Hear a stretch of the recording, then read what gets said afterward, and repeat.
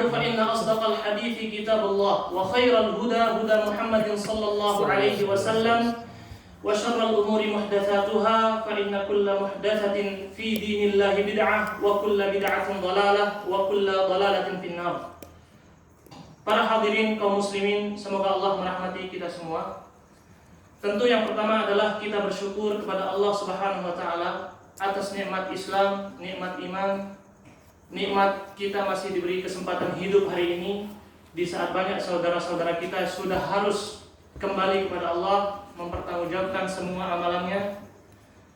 Ada lagi mereka yang masih hidup namun terfitnah dengan fitnah kekufuran. Mereka tidak lagi beriman kepada Allah Subhanahu wa taala saking besarnya fitnah-fitnah akhir zaman. Kita bersyukur kepada Allah atas nikmat Islam dan iman. Karena Islam dan iman itu murni hidayah dari Allah. Tidak ada kaitannya dengan nasab kita, tidak ada kaitannya dengan kecerdasan kita.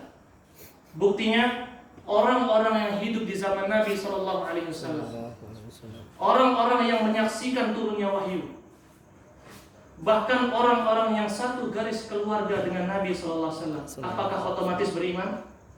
Tidak.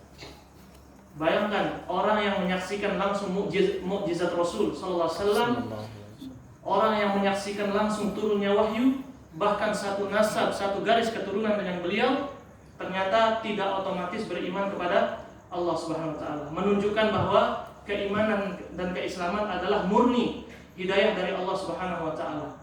Di saat yang lain, kita yang jauh dari Nabi sallallahu alaihi wasallam, zaman kita jauh dari Nabi, kita tidak pernah menyaksikan turunnya wahyu, kita tidak pernah melihat Nabi SAW secara langsung. Namun Allah pilih kita dari miliaran manusia yang Allah ciptakan. Allah pilih kita sebagai kaum muslimin yang menyembah Allah. Dan ini nikmat luar biasa yang tidak terharga dengan uang atau harta benda apapun. Ma'asyiral muslimin rahimani wa rahimakumullah.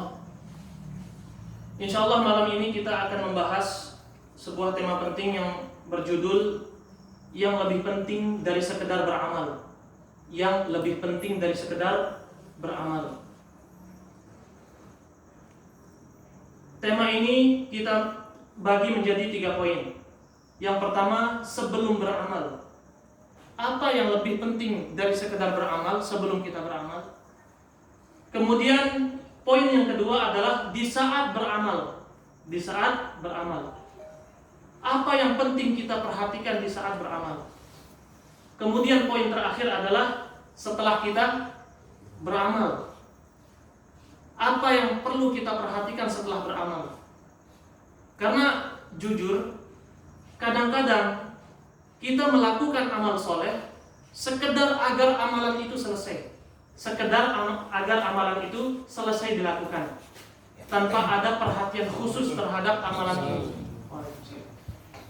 Tanpa ada perhatian khusus terhadap amalan ini, baik sebelum, di saat, atau setelah beramal. Itu faktanya, dan itu yang terjadi. Kita beramal sekedar agar amalan ini selesai.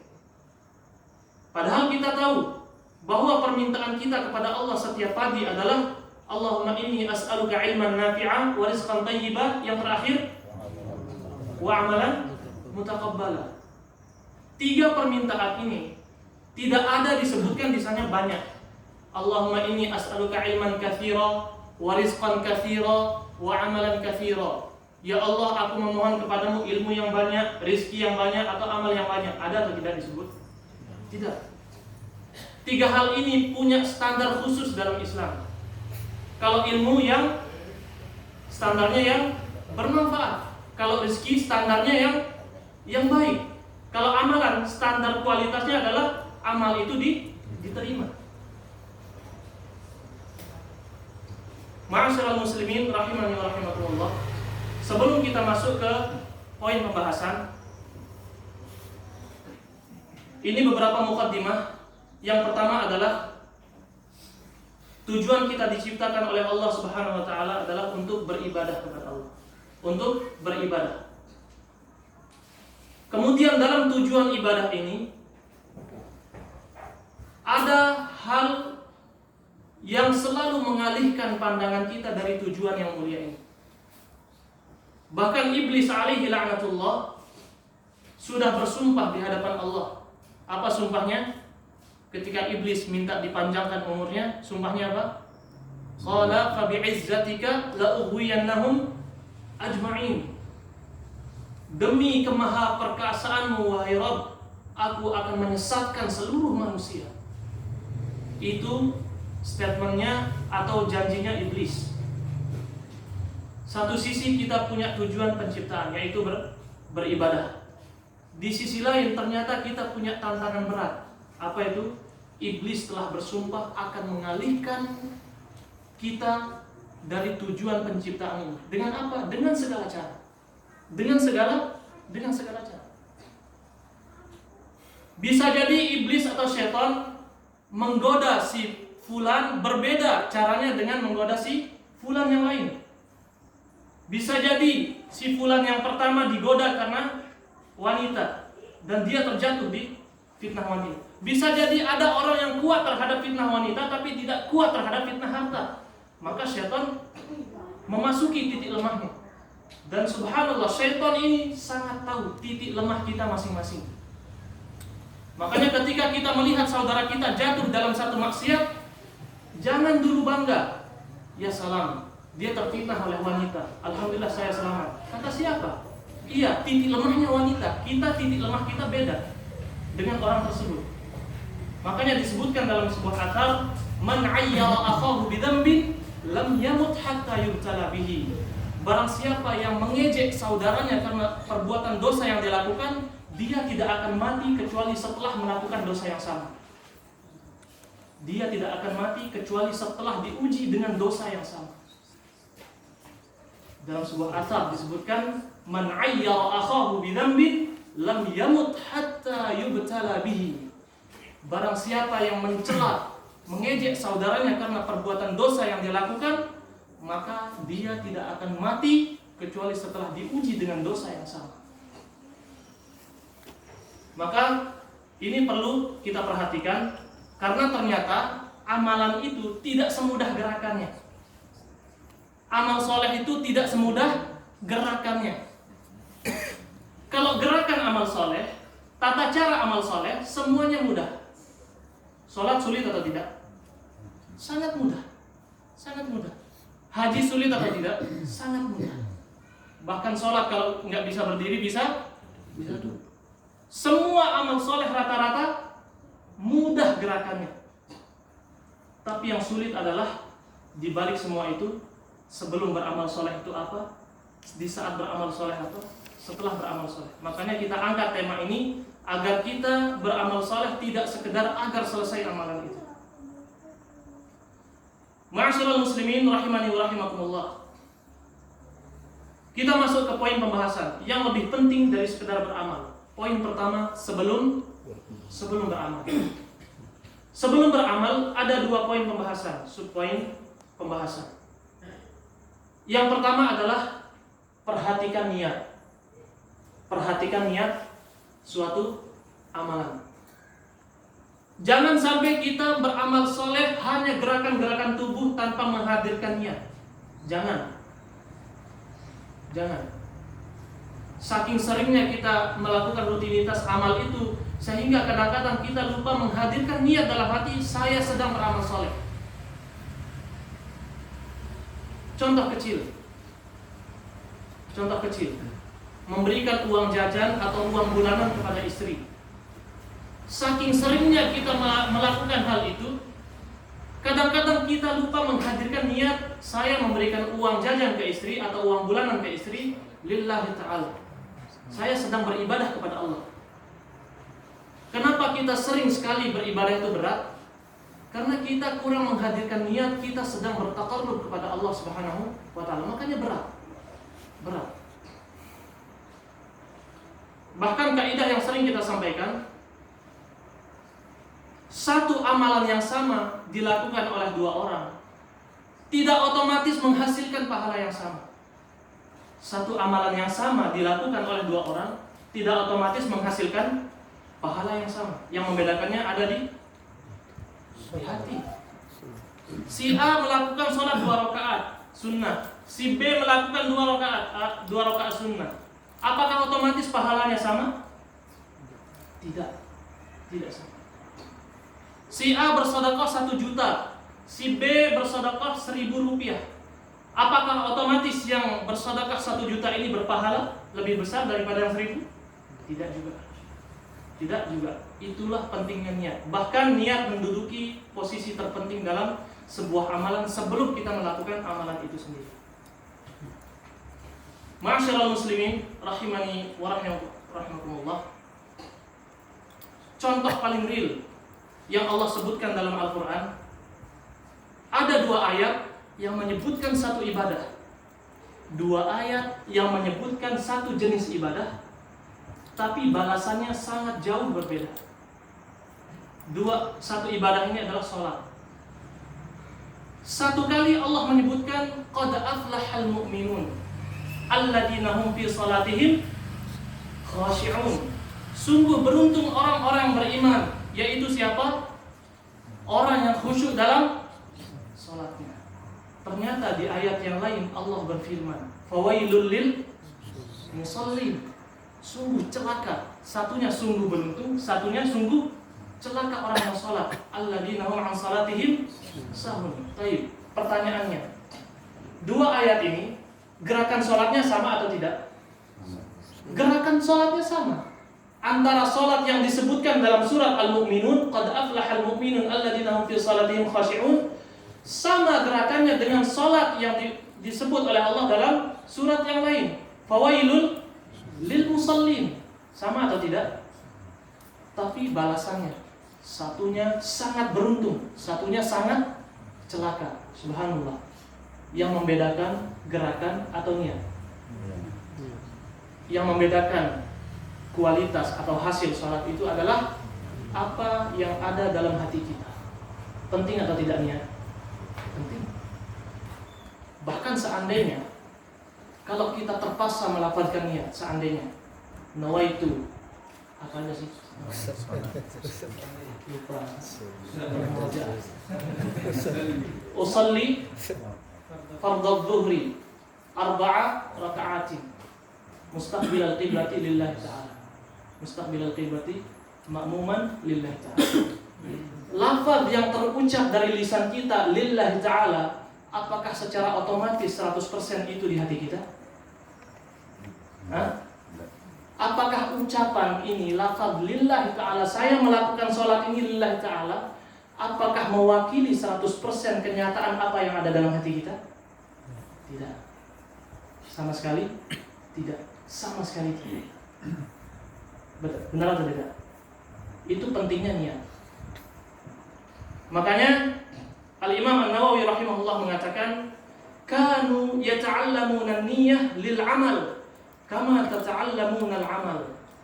Para ulama terdahulu terus-menerus mempelajari keikhlasan untuk beramal, niat untuk beramal, sebagaimana kalian bersemangat belajar gerakan amal itu. Bisa dipahami?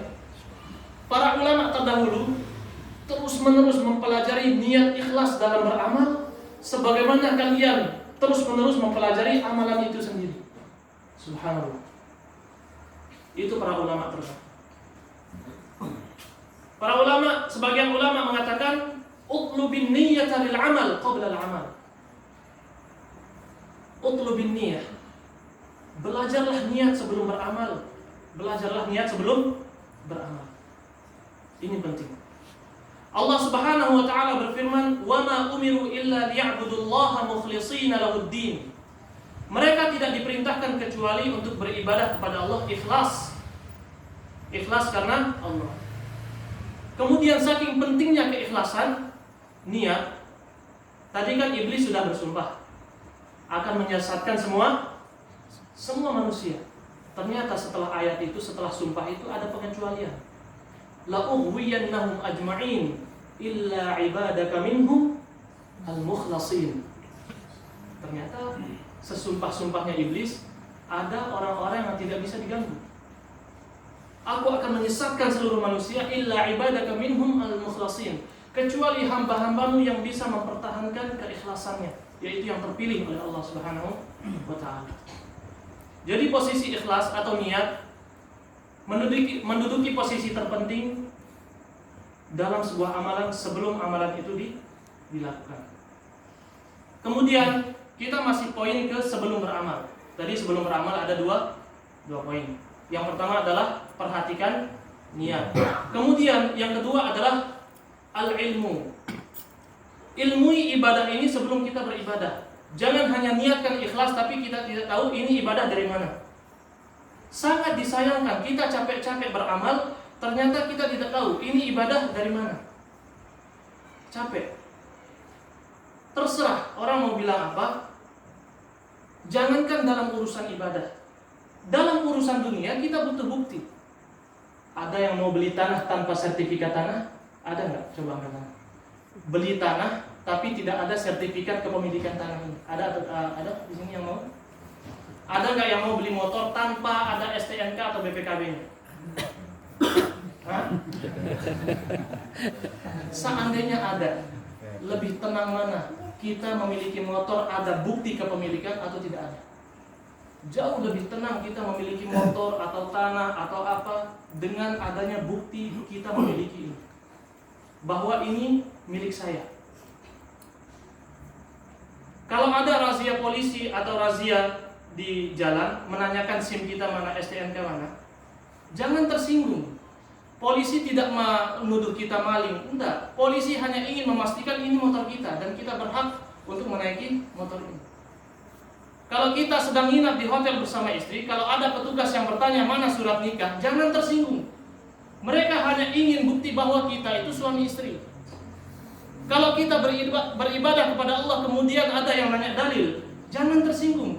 Mereka hanya ingin memastikan ibadah yang kita lakukan ini benar-benar ada perintahnya. Jangan tersinggung. Ya akhi, jangan masa ustaz beramal tanpa dalil. Jangan nanya dalil ya akhi. Tanya. Bayangkan dalam urusan dunia saja tidak ada bukti kepemilikan, bisa kacau urusan. Betapa banyak orang sengketa tanah saling bunuh-membunuh karena tidak ada sertifikat. Betapa banyak orang yang saling mengakui ini tanah saya, ini rumah saya, ini motor saya, karena tidak ada dalil, tidak ada bukti. Bayangkan jika ternyata tidak ada bukti dalam kita beramal. Begitu ributnya kita di hari kiamat. Siapa yang ngajarin kita selama ini? Yang ngajarin kita 60 tahun beribadah, ternyata tidak ada dalilnya, ini siapa yang bertanggung jawab? Tidak ada bukti. Penting atau tidak ilmu? Dan kita bisa rasakan fitrah kita, naluri kita beramal dengan ilmu, mengilmui amalan ini jauh lebih menenangkan daripada kita mengikuti orang lain. Meskipun sunnah, meskipun amalan ini kita lakukan yaitu sunnah, tapi paling tidak kalau kita tahu dalilnya, tahu keutamaannya, tahu perintahnya di mana dalam Al-Quran, tahu perintahnya dalam hadis, lebih menenangkan daripada sekedar kita mengikuti saja. Benar atau tidak? Baik, contoh lain. Lebih tenang mana kita membaca Al-Quran, paham bahasa Arab atau tidak paham bahasa Arab? Selalu berilmu itu lebih menenangkan daripada tidak berilmu. Selalu, dalam hal apapun, urusan dunia, urusan akhirat, urusan main HP. Kalau tidak tahu ilmunya main HP, ini rusak HP. Pencet sana, pencet sini, hapus sana, kontak dihapus, karena nggak bisa. Nggak bisa. Siapa di sini? Antum mau nggak ke Mataram disopiri oleh orang yang tidak bisa nyetir? Hah? Mau? Hah? Tidak mau. Subhanallah. Kita disetirin oleh orang yang tidak bisa nyetir, udah nyawa kita terancam. Kita naik mobil tidak tenang, itu urusan dunia. Lebih jauh lagi dalam urusan agama ini. Dan hari kiamat itu berat. Hari kiamat itu berat. Seandainya pun kita melakukan amalan sunnah pun belum tentu diterima sesuai dengan keikhlasan kita. Makanya jangan ditambah-tambah lagi dengan ibadah yang tidak ada. Ini poin pertama. sebelum beramal, apa yang lebih penting dari sekedar beramal? Yaitu pertama, niat. Yang kedua, al-ilmu. Dalam masalah hati juga, Rasulullah SAW bersabda, Inna Allah la yanzuru ila suwarikum wa amwalikum, walakin yanzuru ila qulubikum wa a'malikum. Sesungguhnya Allah tidak melihat kepada rupa kalian atau harta kalian. Allah melihat kepada hati dan amalan kalian. Disandingkan antara hati dan amalan. Jangan sampai niat tapi nggak beramal. Yang penting niatnya. Walakin yanzuru ila qulubikum wa a'malikum. Dua hal ini disandingkan dalam satu hadis. Tapi Allah melihat hati kalian dan amalan kalian. Baik, ma'asyiral muslimin rahimani wa rahimakumullah. Isya jam berapa Ustaz biar kita enggak bablas? Belum. Iya. Kemudian setelah kita ternyata berhasil menghadirkan niat ikhlas, setelah kita berhasil mengilmui ibadah ini, apakah kita merasa puas? Tidak. Syaitan kalau tidak berhasil mengusik keikhlasan kita sebelum beramal, syaitan kalau tidak bisa mengusik ilmu kita sebelum beramal, dia akan mendatangi kita di saat beramal soleh, di saat kita beramal soleh. Makanya syaitan itu lebih optimis daripada kita. Syaitan itu lebih optimis, nggak pernah nyerah, karena sudah bersumpah, la ughwiyannahum ajma'in. Aku akan menyesatkan manusia dengan segala cara, dengan segala cara yang aku bisa. Si fulan titik lemahnya di mana? Apakah syubhat atau syahwat? Si fulan titik lemahnya apakah dalam harta atau dalam wanita atau dalam HP atau dalam apa? Setiap kita punya titik lemah masing-masing. Hanya karena kita melihat saudara kita jatuh dalam fitnah syahwat, dia main sama wanita, jangan senang dulu. Jangan senang dulu, bisa jadi kita jatuh dalam fitnah yang lain. Bisa jadi. Bisa jadi kelemahan kita bukan pada fitnah syahwat, tapi fitnah syubhat. Bisa jadi. Makanya hal yang perlu kita perhatikan di saat beramal, yaitu tahqiqul ihsan. Tahqiqul ihsan, merealisasikan al-ihsan dalam amalan. Al-ihsan itu apa? An ta'budallaha ka'annaka tarah, fa in lam takun tarah fa innahu yarak.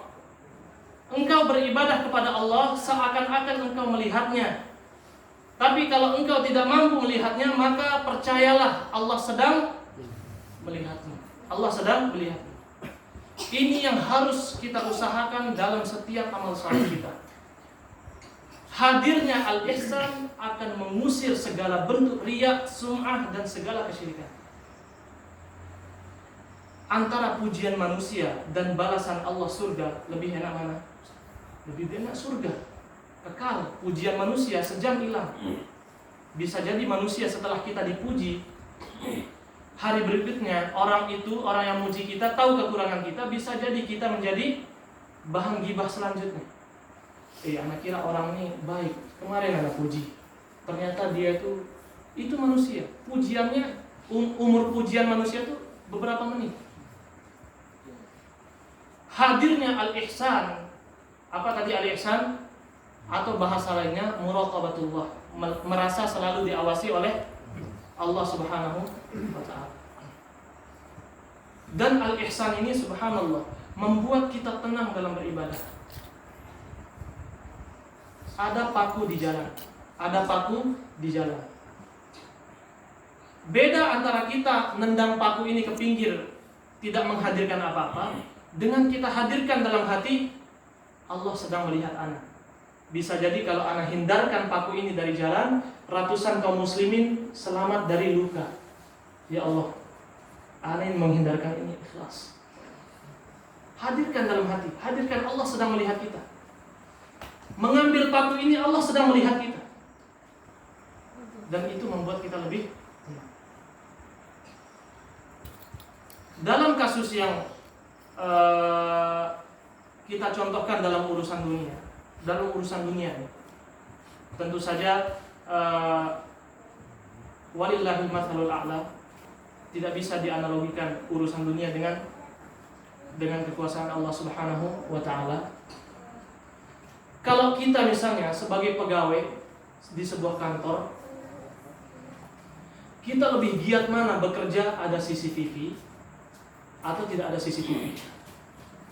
Ini CCTV dilihat langsung oleh bos kita, atasan kita.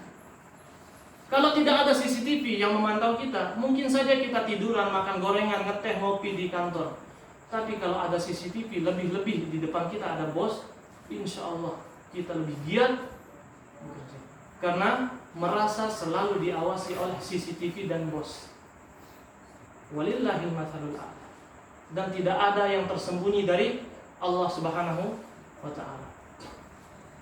Maka hadirnya muraqabatullah dalam amalan akan mengusir segala bentuk riya atau kesyirikan-kesyirikan yang lainnya. Dan butuh kita perangi.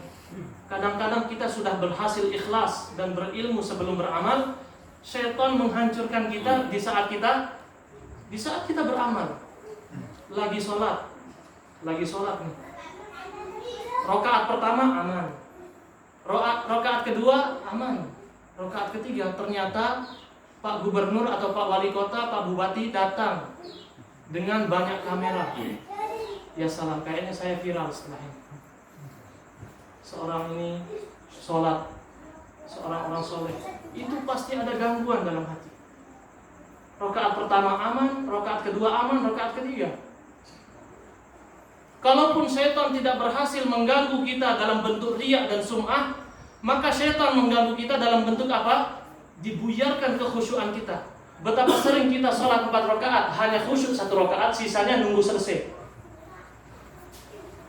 Betapa sering rakaat pertama subhanallah khusyuk, rakaat kedua khusyuk, rakaat ketiga mulai memikirkan orderan, COD, transferan. Setelah ini siapa yang komentar Facebook saya? Setelah banyak pikiran-pikiran yang syaitan masukkan di rakaat ketiga keempat. Nanti siapa yang jaga barang-barang saya di rumah?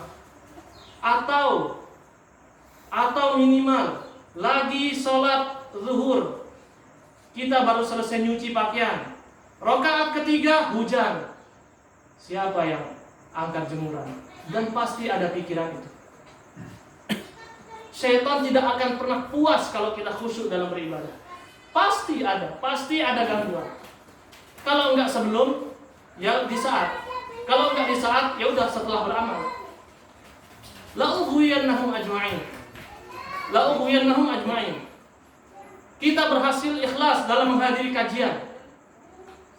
Nanti setelah kita pulang, kita ngelihat orang-orang nongkrong. Ya salam, saya ngaji, dia nongkrong. Tidak ada kerjaan. Bisa jadi dia nunggu ibunya. Bisa jadi dia sedang membantu orang tuanya. Bisa jadi orang tuanya sedang beliau nunggu gak sempat ke kajian. Tapi syaitan berusaha membuat kita merasa lebih baik dari orang. Atau dalam satu kamar, misalnya kalau santri atau santriwati, dalam satu kamar ada 5 orang. Kita sendiri yang sholat tahajud, yang lainnya tidur. Itu ada perasaan apa enggak? Kita enggak terfitnah atau tergoda dengan pujian orang-orang ramai, orang manusia. Tidak ada yang melihat malam. Tapi kita diuji dengan ya salam, yang lain tidur, saya sholat malam. Itu tidak terucap oleh lisan, tapi terbetik dalam hati. Susah. Ternyata kita yang sholat malam, sholat subuhnya ngantuk. Mereka yang tidur semalaman, sholat subuhnya khusyuk karena puas tidur. Yang sunnah kita khusyukkan, yang wajib kita ngantuk. Mereka yang sunnah mereka tinggalkan, yang wajib mereka kerjakan. Dan yang lebih baik adalah dua-duanya kita kerjakan tanpa ada merasa lebih baik dari orang lain. Ini yang di saat kita beramal saleh. Di saat kita beramal saleh. Tadi sebelum beramal apa? Ada perhatikan niat, kemudian ilmui ibadah ini. Yang kedua, di saat kita beramal tahqiqul ihsan, merealisasikan al-ihsan dalam setiap amalan kita. Tidak hanya sholat, puasa, zakat, haji, sedekah, semua ibadah. Hadirkan al-ihsan dalam ibadah itu. Maka kita akan terjauhkan dari berbagai bentuk kesyirikan. Jangan mau dipuji orang lain. Kalau kita dipuji orang lain, katakan dalam diri sendiri, dia punya surga atau enggak? Dia punya surga atau enggak? Yang saya dapatkan dari pujiannya itu apa? Surga tidak, pahala tidak, diampuni dosa tidak juga. Uang, kalau nggak ada uang. Tapi kalau Allah ridho sama saya, segala apa yang ada di surga saya dapatkan. Hadirkan itu dalam hidup. Ini di saat kita beramal, yaitu tahqiqul ihsan atau muraqabatullah, merasa selalu diawasi oleh Allah Subhanahu wa taala. Di antara balasan tertinggi dari muraqabatullah atau al-ihsan adalah diberikannya kita kesempatan melihat wajah Allah di surga. Allah Subhanahu wa taala berfirman, "Lilladzina ahsanul husna wa ziyadah." Orang-orang yang berbuat al-ihsan, beribadah dengan muraqabatullah, bagi mereka pahala balasan berupa al-husna. Apa al-husna? Surga. Wa ziyadah. Apa ziyadah? Melihat wajah Allah Subhanahu wa ta'ala. Karena kita tidak ingin dilihat kecuali oleh Allah Subhanahu wa ta'ala. Maka balasannya adalah bisa melihat Allah Subhanahu wa ta'ala. Kemudian, seandainya kita sudah berhasil menghadirkan niat sebelum beramal, mengilmui ibadah itu, dan ternyata di saat kita beramal pun kita sudah berhasil menghadirkan al-ihsan dalam ibadah, apakah lantas boleh kita merasa puas dengan amalan ini? Tidak. Masih ada jerat-jerat syaitan atau perangkap-perangkap syaitan setelah kita selesai beribadah. Pertanyaannya, apakah pahala ibadah bisa terhapus? Bisa atau tidak? Ini dia ujiannya. Mempertahankan pahala amal lebih sulit daripada beramal. Itu terjadi setelah kita beribadah kepada Allah Subhanahu wa ta'ala. Maka tugas kita yang lebih penting dari sekedar selesainya amalan adalah menjaga pahala amal. Karena pahala amalan bisa terhapus karena beberapa sebab. Setidaknya kita sebutkan 4 hal yang menjadi sebab terhapusnya amalan. Yang pertama adalah menyekutukan Allah Subhanahu wa ta'ala. Dan syirik ini sebesar-besarnya kezaliman kepada Allah Subhanahu wa ta'ala dan kepada diri kita sendiri. Sebesar-besarnya kejahatan di dunia ini adalah berani menyekutukan Allah Subhanahu wa ta'ala. Makanya balasan dari hukuman dari syirik adalah terhapusnya amalan kita. Dalam surat Al-An'am ayat 83 sampai 88. Dalam surat Al-An'am ayat 83 sampai 88, dalam rentetan ayat Allah Subhanahu wa taala memuji 18 nabi dan rasul sekaligus. Dalam rentetan ayat dari 83 sampai 88, Allah memuji para nabi dan rasul. Berapa nabi? 18 nabi. Allah Subhanahu wa taala berfirman, "Wa tilka hujjatuna atainaha Ibrahim ala qaumih narfa'u darajatin man nasha' inna rabbaka hakimun alim." Demikianlah hujjah kami, keterangan kami yang kami berikan kepada Nabi Ibrahim untuk menghadapi kaumnya. Kami akan mengangkat derajat orang-orang yang kami kehendaki. Sesungguhnya Tuhanmu Maha bijaksana lagi Maha mengetahui. Siapa disebut tadi? Nabi Ibrahim. Baik, lanjutan ayatnya. Wa wahabna lahu Ishaq wa Yaqub kullan hadaina.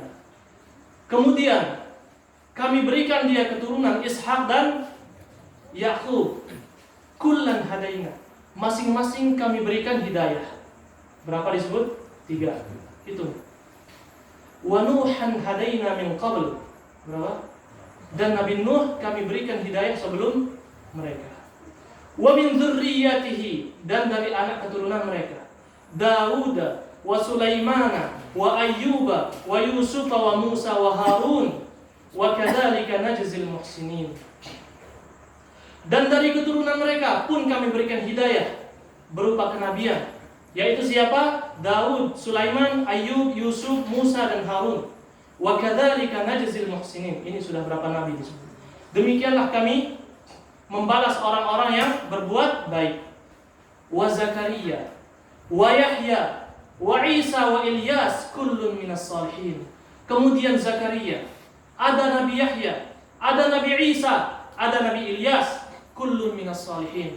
Semuanya adalah orang-orang yang saleh. Dari tadi pujian di sini ya. Pujian atau tidak? Dipuji. Wa Ismail wal Yasa' wa Yunus wa Luta wa kullan faddalna 'alal 'alamin. Kemudian Ismail, kemudian Yasa' dan Yunus dan Lut, kullan faddalna 'alal 'alamin. Masing-masing mereka kami beri keutamaan dari manusia-manusia yang lain. Wa min abaihim wa dzurriyyatihim wa ikhwanihim, dan dari bapak mereka